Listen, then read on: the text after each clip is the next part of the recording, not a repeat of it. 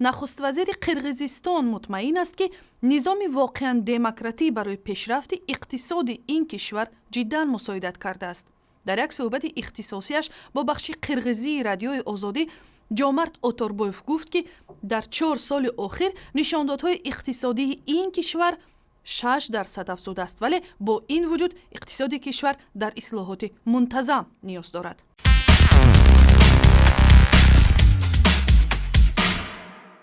дар суҳбати рӯбарӯ бо нахуствазири Қирғизистон Ҷомарт Оторбоев ҳамкоронамон дар бахши қирғизии радиои озодӣ аз ӯ пурсиданд ба интиқодҳои тавофуқи Қирғизистону Русия дар заминаи истифодаи фурудгоҳи Манас чӣ посух медиҳад?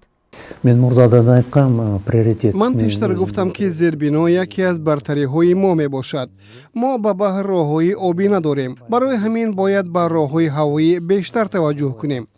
вале барои рушди ин соҳа мо дар буҷа маблағ надорем. бино ба ҳисобҳо барои фурудгоҳҳо $миллиард зарур аст. мо замоне ба фурудгоҳи Манас дастур дода будем ки сармоягузор пайдо кунанд. то ҳол аз 8 ширкат пешниҳод ворид шудааст. онҳо давлатӣ нестанд, хусусиянд. дар миёни хоҳишмандон Роснефт ҳам ҳаст. музокироти мо бо онҳо идома дорад. бо вуҷуди ин на ҳукумат, на вазорати нақлиёту мухобирот ягон қарор қабул накарданд. мо ҳама пешниҳодҳои хуби сармоягузоронро меомӯзем. пешниҳодҳои худро матрах мекунем ва онро ба Жогургу Кенеш пешниҳод менамоем. фурудгоҳҳо объектҳои стратегӣ мебошанд. ба ин сабаб мо танҳо баъди таздиқи Жогургу Кенеш қарор қабул хоҳем кард. қонун ҳамин гуна аст.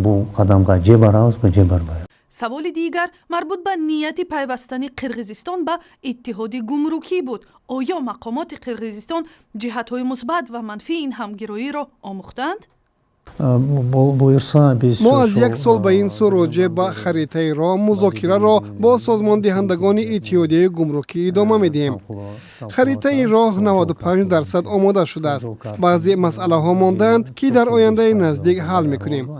агар харитаи роҳро имзо кунем, онро барои баррасӣ ба Жогургу Кенеш ва мардум пешниҳод хоҳем кард. ин иқдоми хуби ҳукумат хоҳад буд. бозори умумӣ барои 170 миллион нафар аҳолӣ боз хоҳад шуд. агар марзҳо боз шаванд, сармоягузорон бештар хоҳанд шуд. маҳсулот бештар мешавад. омили иҷтимоӣ низ дорад. ширкатҳои мо доимо шикоят мекунанд ки иҷозаи аз марз гузаронидани маҳсулоти онҳоро намедиҳанд.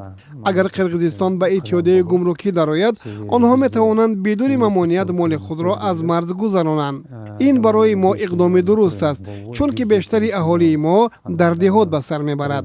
гузашта аз ин, даромадан ба иттиҳодияи гумрукӣ ба вазъи муҳоҷирони кории мо таъсири мусбат хоҳад дошт. худо кунад ки зиндагии онҳо осон шавад. вале мо давлати демократӣ ҳастем. мо бояд барои ин кор ризояти мардумро бигирем. ташаккур.